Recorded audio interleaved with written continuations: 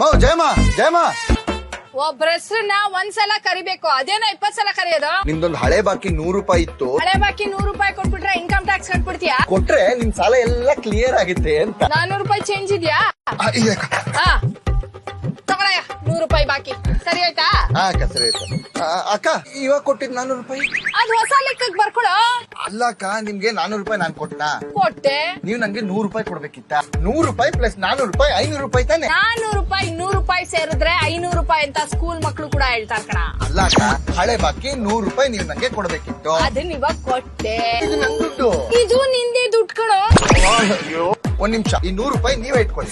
ಒಳ್ಳೇದು.